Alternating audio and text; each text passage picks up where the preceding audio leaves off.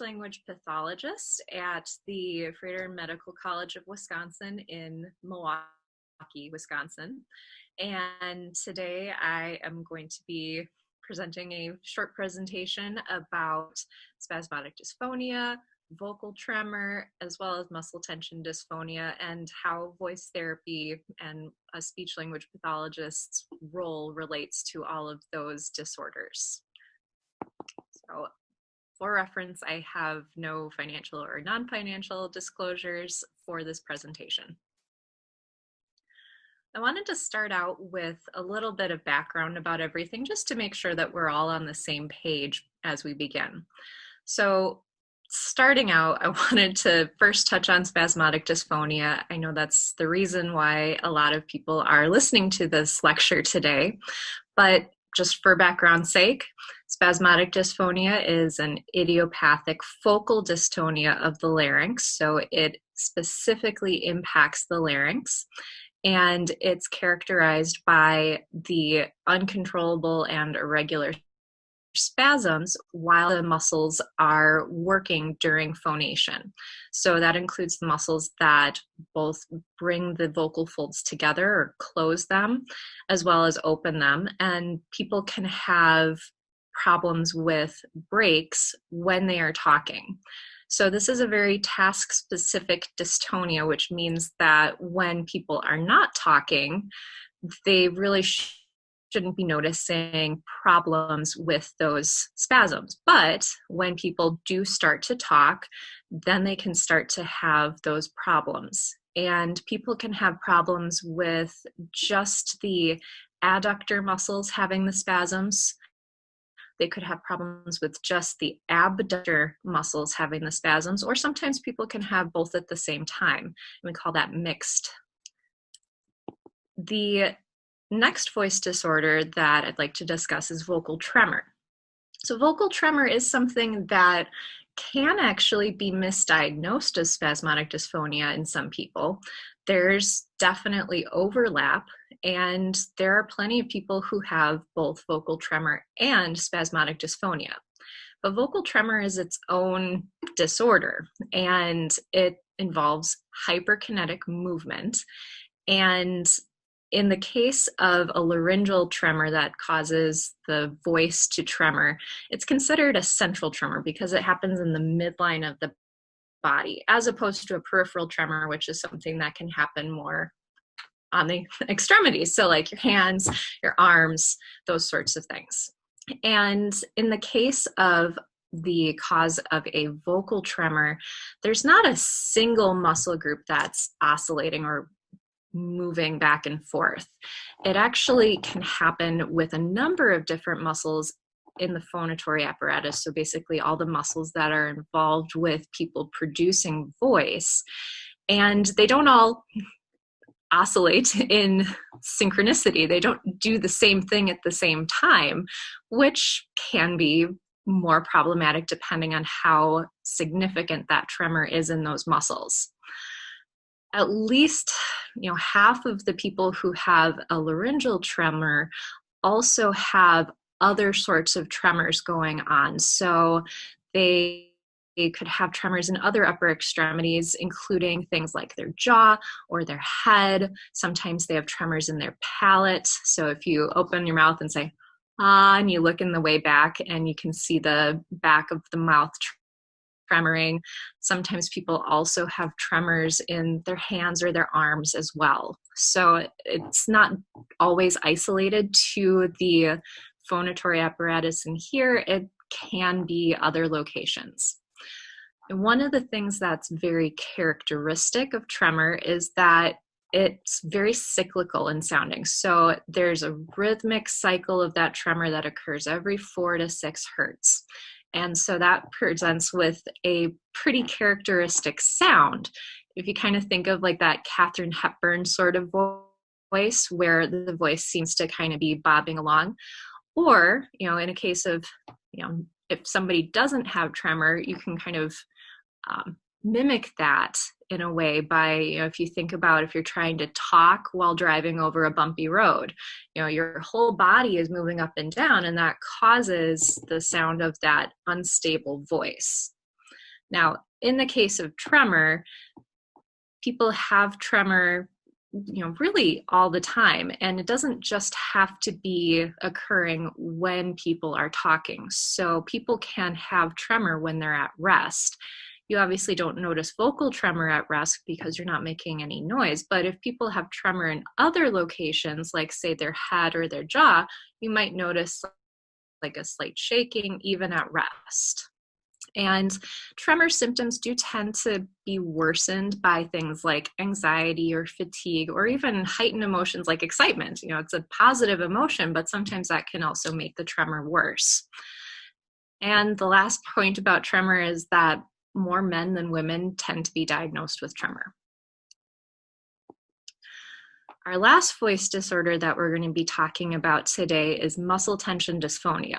So muscle tension dysphonia is a really kind of broad disorder because it impacts a lot of people for a lot of different reasons. The very basic idea of muscle tension dysphonia is that it's an abnormal sounding voice, and that's due to the loss of normal muscle coordination or just improper muscle coordination.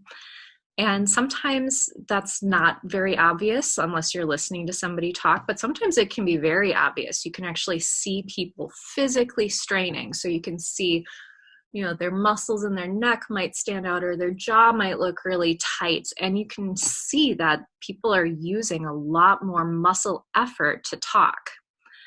Now, like I mentioned before with vocal tremor, where certain things like heightened emotions, anxiety, stress, those sorts of things can make tremor worse. Muscle tension dysphonia oftentimes also relates to things like stress, anxiety, even depression.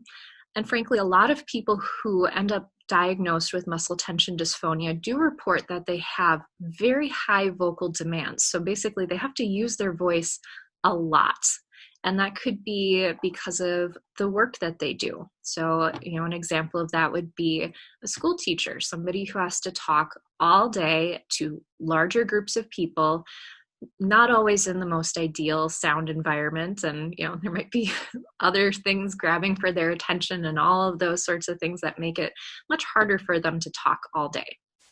But it could also be somebody who, naturally likes to talk a lot and has a lot of people to talk to. So sometimes we see that in people who have like big families and they're always talking to their kids or their siblings or their cousins or their parents. And that's, part of their daily life and who they are. And that's not a bad thing, but sometimes it can cause some problems. Now, with muscle tension dysphonia, as I said, it's kind of a really big disorder in that a lot of people can have it. It's not specifically because of some sort of neurologic or anatomic reason necessarily. So unlike tremor and unlike spasmodic dysphonia, which at this point we are pretty sure are all very neurogenic disorders,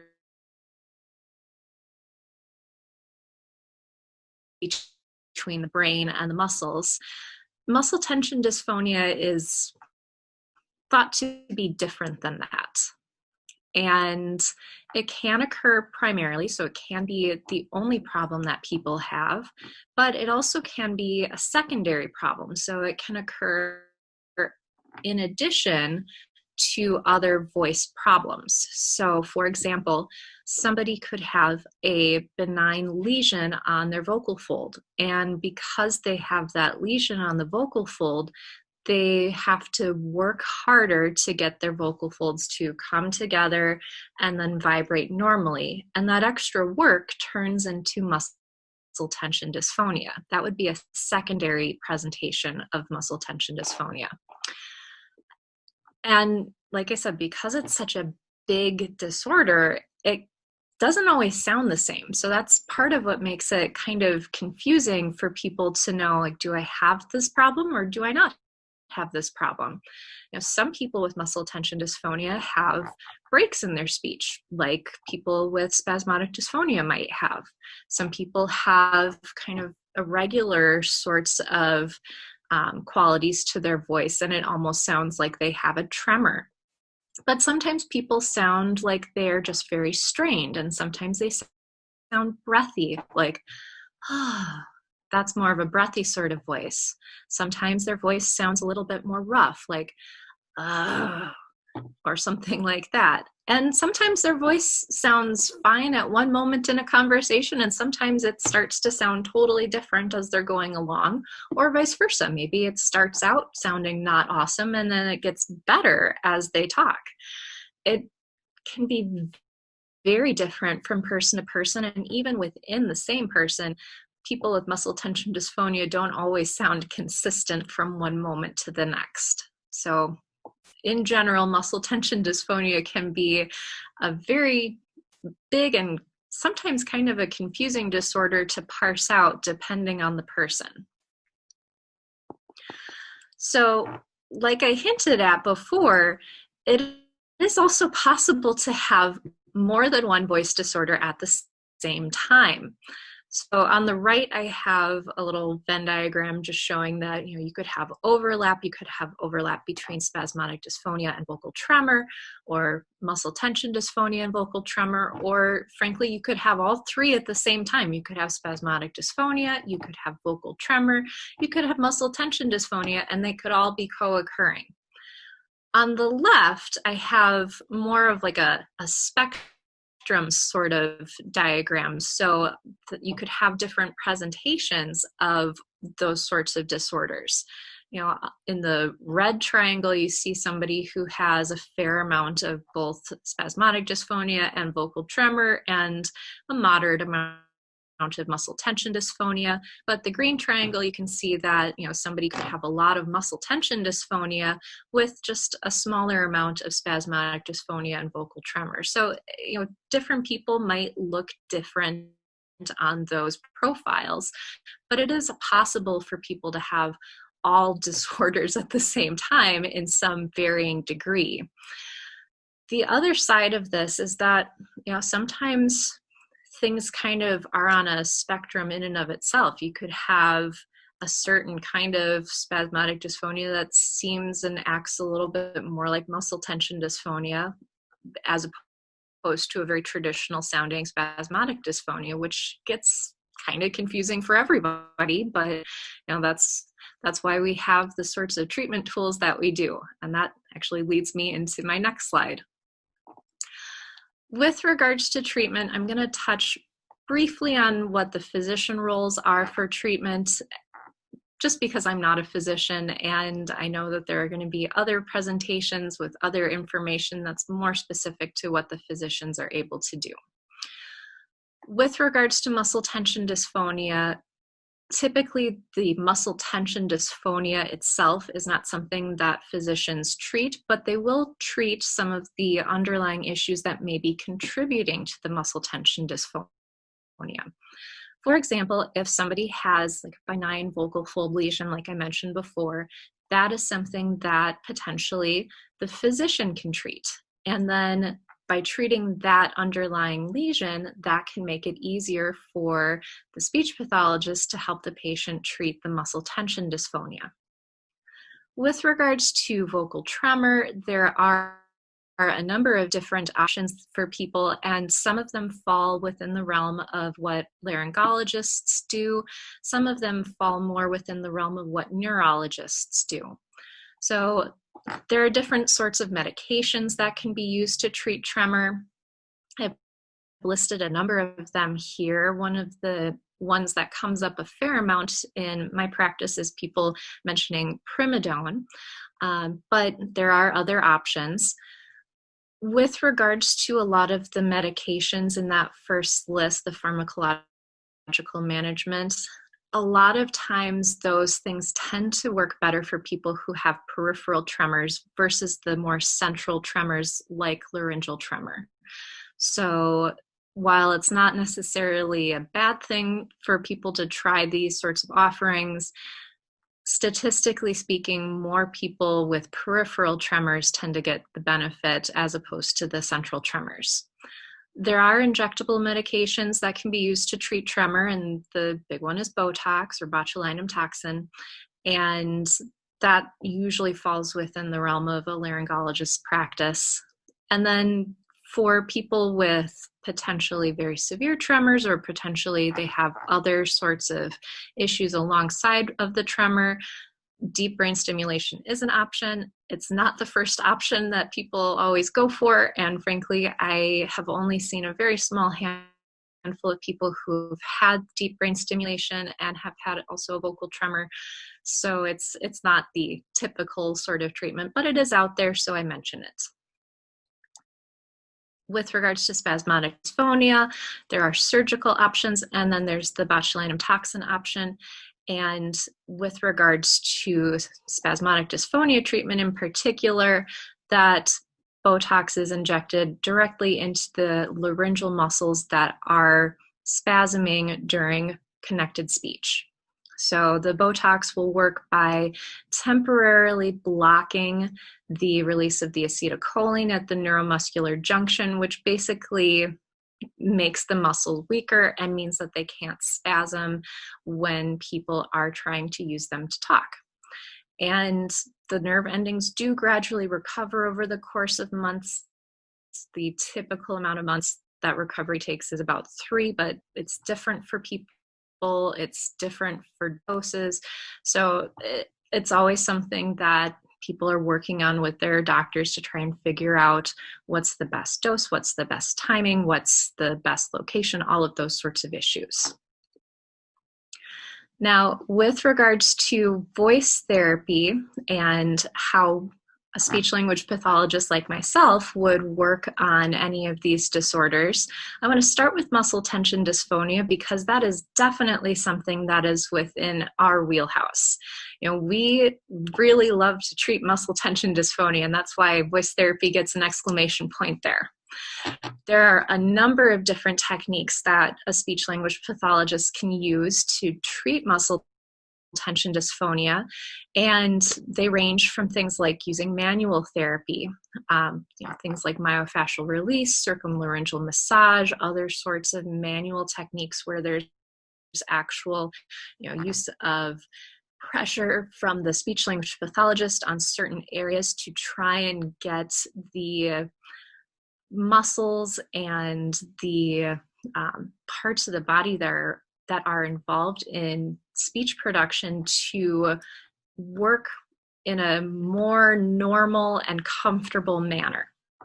So if we're going to specifically talk about things like circumlaryngeal massage, in that case we would find where the larynx is, so I can feel my larynx right here, and we would do gentle massage and manipulation around the larynx, trying to both relax some of those muscles as well as manipulate very carefully, because it's a delicate area of the body, manipulate that part of the body, the larynx, into a very comfortable and relaxed, or at least more relaxed position. A lot of times with muscle tension dysphonia, what we find is that the muscles get so overworked and they get so tight that the larynx actually is elevated into a higher position than normal. And because it's elevated, things are not able to work correctly and things are more uncomfortable for patients. I can palpate my larynx relatively easily, but there are some people where the first time I might do this sort of manipulation, they feel a significant amount of pain because those muscles are so tight and so sore. And just like if you're getting a massage in any other part of your body, like your shoulders or your back or your legs, and you have tight muscles, they can be very sore. So you can have very tight muscles in your neck as well. Manual therapy, involving things like myofascial release, can also be beneficial because sometimes it's not just the larynx or just the neck that is involved in. This can be a really big role with muscle tension dysphonia treatment. Some of the other techniques that we'll use for muscle tension dysphonia include using biofeedbacks. So, when people are in the midst of having a problem with their voice, sometimes they don't know exactly what it is that they're doing. So being able to use things as simple as a mirror to be able to take in what your body does as you are talking can be very useful, and people can make a lot of changes just based on what they're able to see and how they're able to make adjustments based on that.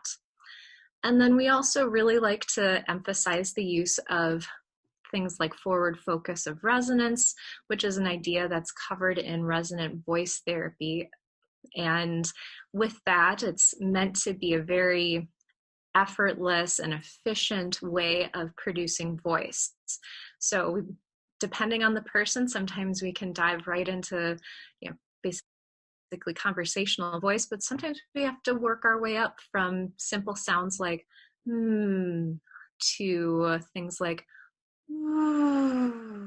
and just trying to regain that sense of what is easy and what is hard, and what is buzzy, as we like to say, feeling a lot of vibration sensation in the front of your face, and what feels very throaty.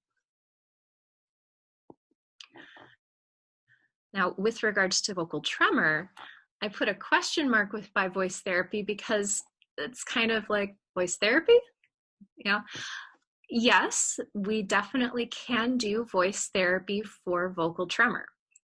That said, voice therapy for vocal tremor is usually meant to try and make the tremor less noticeable and to try and treat any compensation strategies that people have developed to deal with their tremor rather than treating the tremor itself.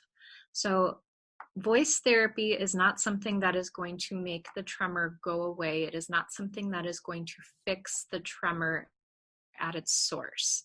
It is something that can make tremor more manageable for people. And that is one of the things that we always emphasize with our patients at the outset, that, we're not going to cure the tremor, but we may be able to help you deal with it in an easier way. And there are definitely some people with vocal tremor that are very good therapy candidates, basically people that we feel like could make a lot of progress with voice therapy. And there are some people with vocal tremor that, maybe voice therapy isn't quite as appropriate. Maybe the tremor is so intense and so severe that it's very hard to do anything else with it behaviorally. And in those cases, that's why I have that question mark by voice therapy. It's maybe not the best line of treatment for them. It's not necessarily going to hurt anything, but it might be very frustrating for both the patient and the clinician.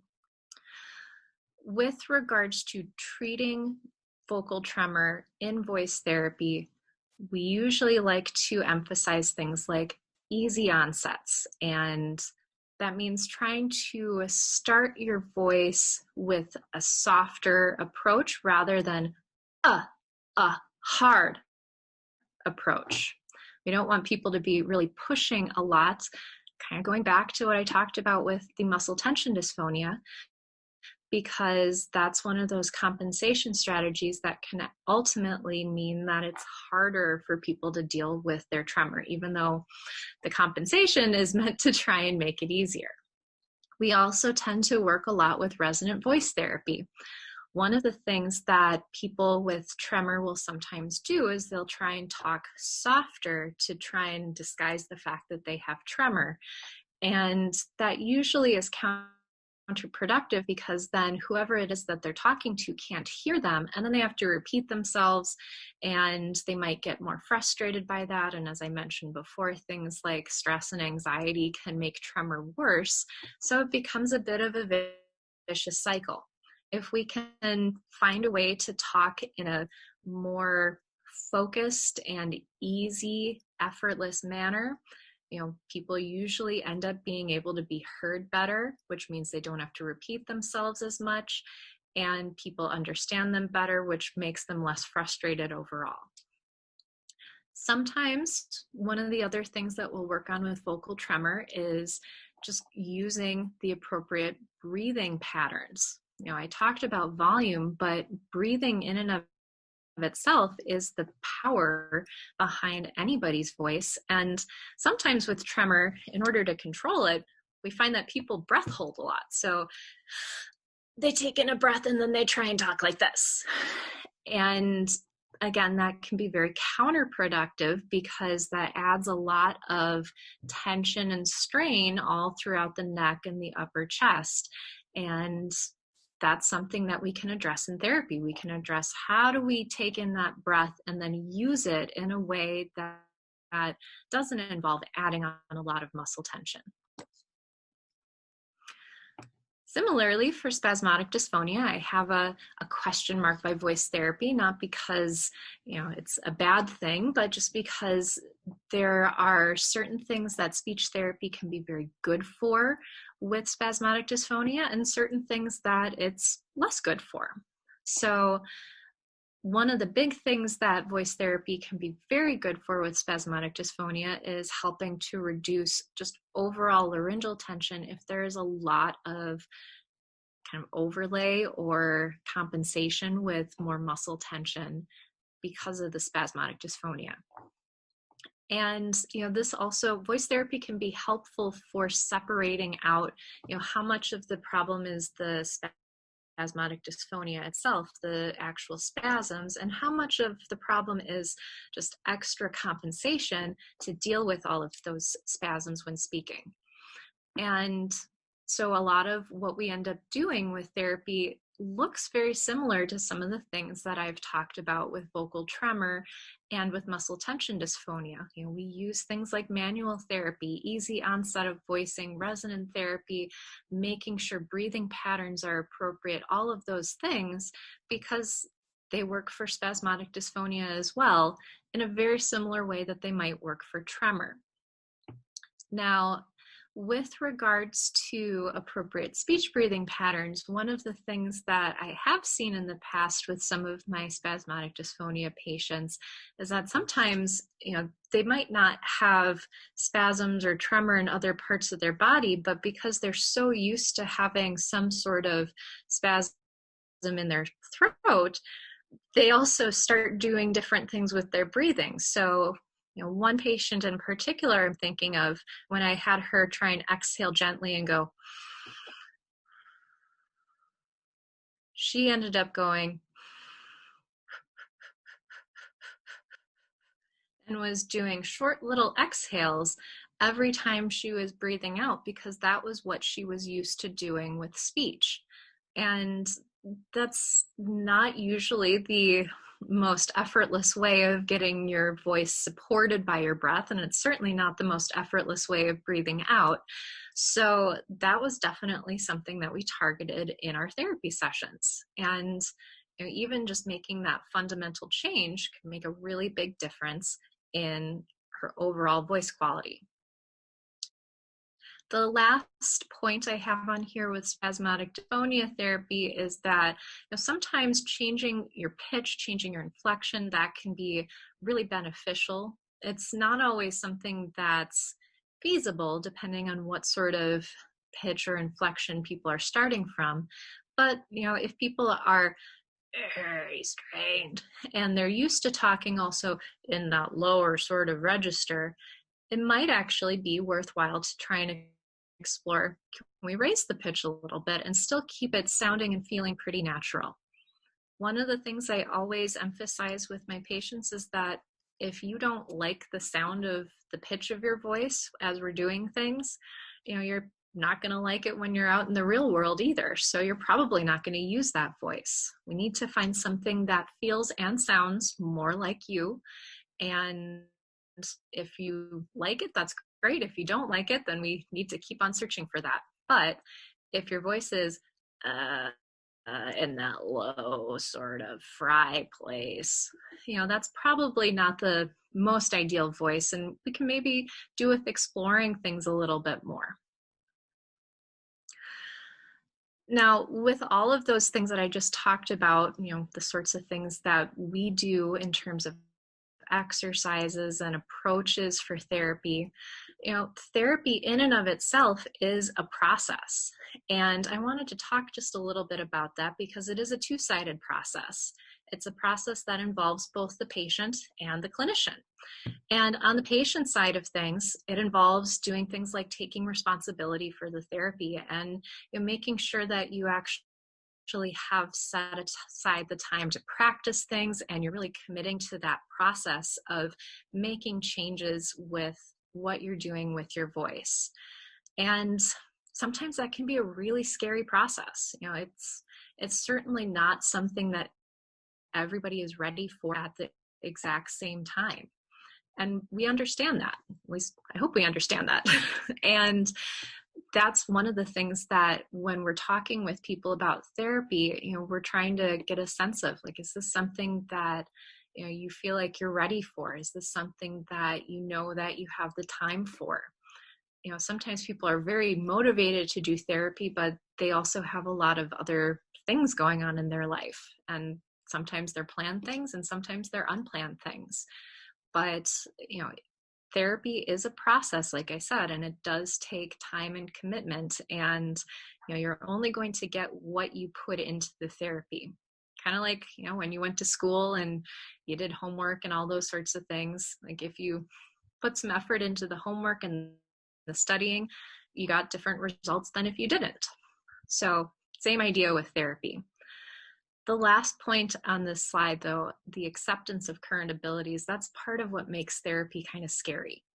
And maybe not scary, but just it can be emotional. It can be a real ride for some people because you're really facing yourself, and that's not always something that people want to or have tried facing. And sometimes it can be really exciting.